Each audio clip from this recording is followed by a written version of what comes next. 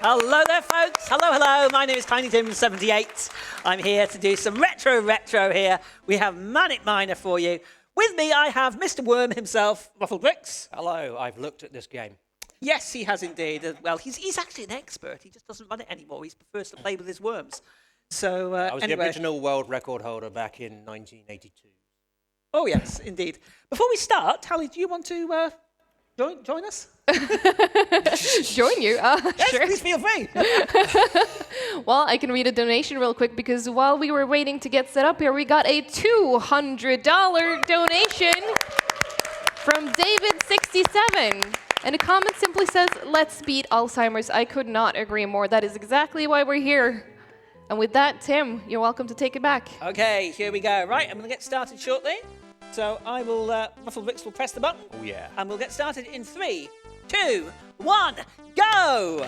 Here we go! So this is Manic Miner. It was a 1983 game that was originally released on the ZX Spectrum, programmed by Matthew Smith.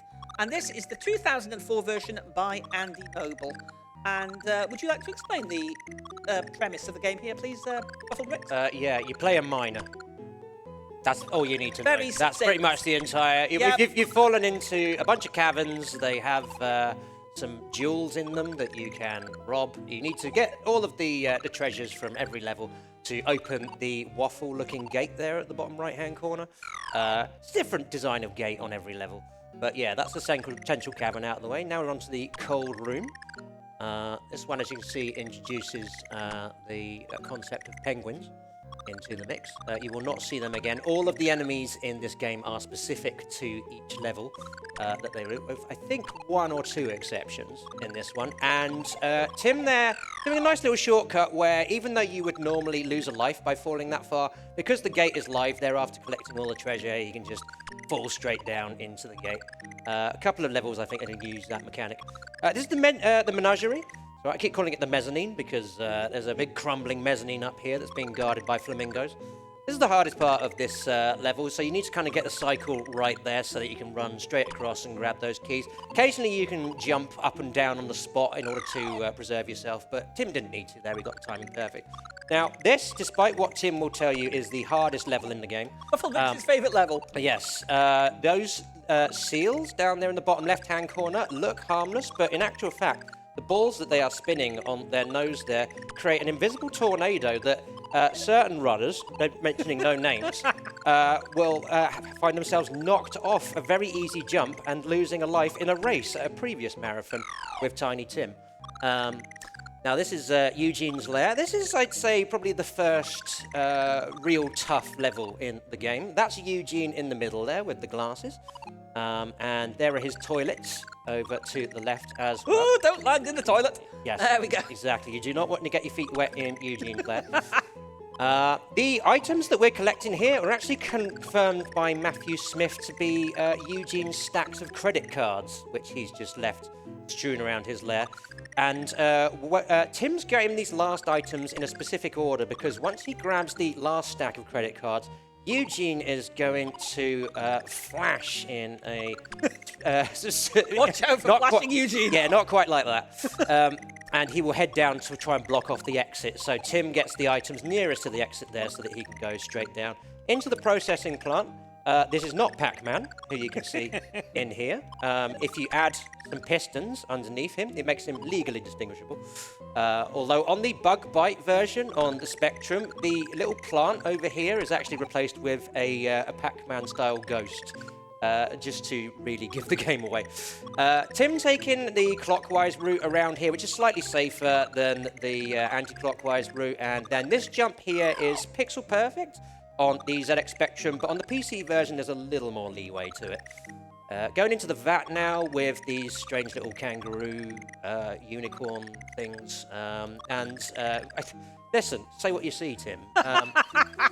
Yeah, this vat here, as you can see, loads of crumbling platforms. Tim's going to take a very specific route here, and he's also going to make use of the mechanic in this version of the game whereby you can actually collect items from the tile above them just by walking over them. That is actually going to come into play much more significantly later. Right now, though, we've got Miner Willy meets the Kong Beast, another completely legally distinguishable enemy there at the top there, as you can see, flexing his guns. A couple of barrels down here that Tim needs to avoid. There's also a couple of levers in this level. The one on the top left is for opening the wall to the right, which will enable Tim to grab the final banana that will open up the gate. The lever at the top right will remove the platform from beneath the Kong Beast and drop him headfirst into the exit. Doing that gets you, I think it's 5,000 points. However, that is a long detour of about 20 seconds in this run. It doesn't actually aid the speed run. So Kong gets away with it on this occasion, but we may have a second showdown with him later on. No spoilers. Now, this is called Wacky Amoebatrons, and a slightly disappointing difference between this version and the Spectrum version is that that first run there past the Amoebatrons, on the Spectrum version, you can literally just hold right and you'll go under all the first 3 of the Amoebatrons without taking damage. Here, because they're just slightly different in the cycles, Tim had to pause a little bit here. He's waiting here at the conveyor belt here just so that these cycles will align correctly so that he can go along. Also avoiding this rolling bookend thing above. Only one item in this Amoebatrons level, as you can see, is just the key, so you don't get a huge amount of points here. And you may notice that I think it was in the VAT level, there was a big sort of disco flash in the background. That indicates when Willy gets an extra life. And extra life's very helpful in this particular run. You get an extra life every 10,000 points, I believe. Can I just say, who likes Ewoks? Because that's what these are.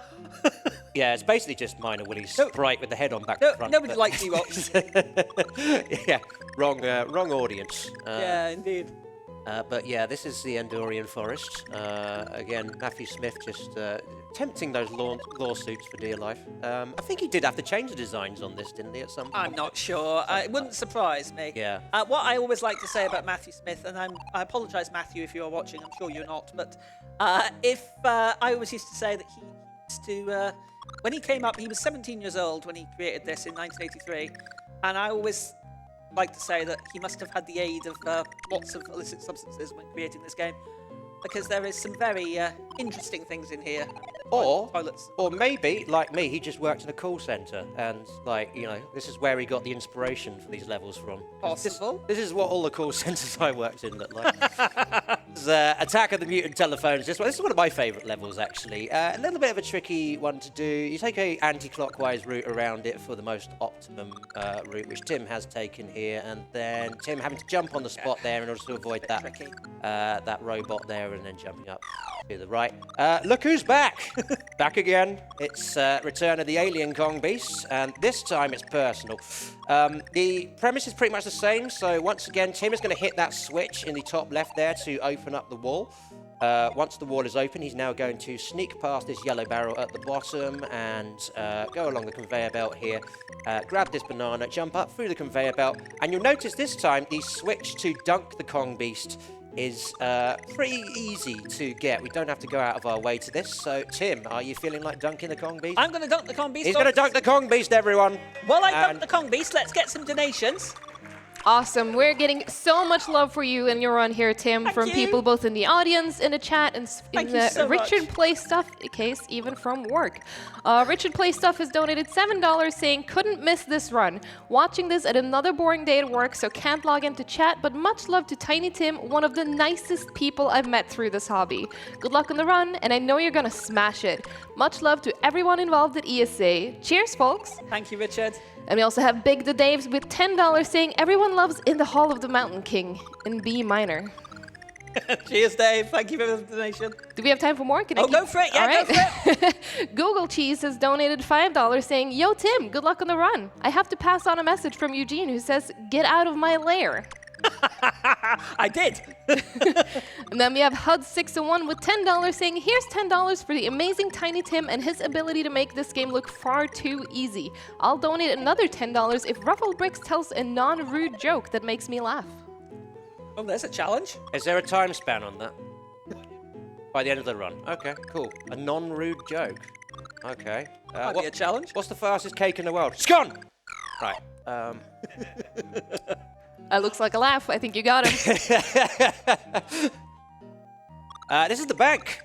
Speaking of donation, and this is kind of like Tim has just gone through Ore Refinery, not too difficult. Skylab, very difficult level that he just did because the cycles on that are much more complicated than any of the other enemies in the entire game.